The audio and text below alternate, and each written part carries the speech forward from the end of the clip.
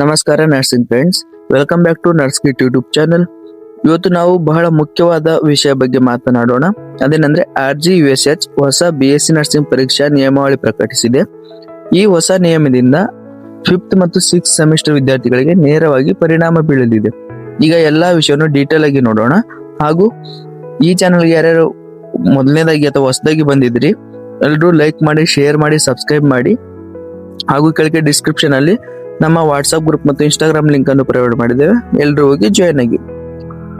RGUS ನ ಅಧಿಕೃತ notification ಪ್ರಕಾರ ವಿದ್ಯಾರ್ಥಿಗಳು ಪ್ರತಿ ಸೆಮಿಸ್ಟರ್ ಪರೀಕ್ಷೆಗೆ ಹಾಜರಾಗಬೇಕು. ಅಂದ್ರೆ ಪ್ರತಿ ಸೆಮಿಸ್ಟರ್ ಪರೀಕ್ಷೆ ಬರೆಯದೆ ಮುಂದಿನ ಸೆಮಿಸ್ಟರ್ಗೆ ಹೋಗಲು ಆಗುವುದಿಲ್ಲ. ಆದರೆ 7ನೇ ಸೆಮಿಸ್ಟರ್ ತನಕ ನೀವು ಹಿಂದಿನ ಸೆಮಿಸ್ಟರ್ ಫಲಿತಾಂಶ ಬಾರದಿದ್ದರೂ ಮುಂದಿನ ಸೆಮಿಸ್ಟರ್ಗೆ ಪರೀಕ್ಷೆಗೆ ಹೋಗಬಹುದು.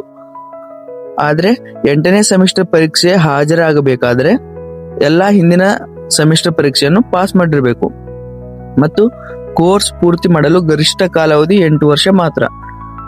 ಇದರ ಅರ್ಥ ಏನಂದ್ರೆ, ನೀವು 6ನೇ ಸೆಮಿಸ್ಟರ್ ನಲ್ಲಿ ಫೇಲ್ ಆದ್ರೂ ನೀವು 7ನೇ ಸೆಮಿಸ್ಟರ್ ಪರೀಕ್ಷೆ ಬರೆಯಬಹುದು.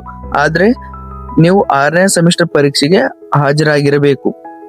ಹಾಜರಾಗದೆ ನೇರವಾಗಿ 7ನೇ ಸೆಮಿಸ್ಟರ್ಗೆ ಹೋಗುವುದಕ್ಕೆ ಆಗುವುದಿಲ್ಲ. ಆದ್ರೆ 8ನೇ ಸೆಮಿಸ್ಟರ್ ಬರೆಯುವ ಮೊದಲು ಎಲ್ಲಾ ಹಳೆಯ ಸಬ್ಜೆಕ್ಟ್ ಪಾಸ್ ಆಗಿರಬೇಕು. ಇಲ್ಲದಿದ್ದರೆ ನೀವು 8ನೇ ಸೆಮಿಸ್ಟರ್ಗೆ ಅರ್ಹರಾಗಿರುವುದಿಲ್ಲ.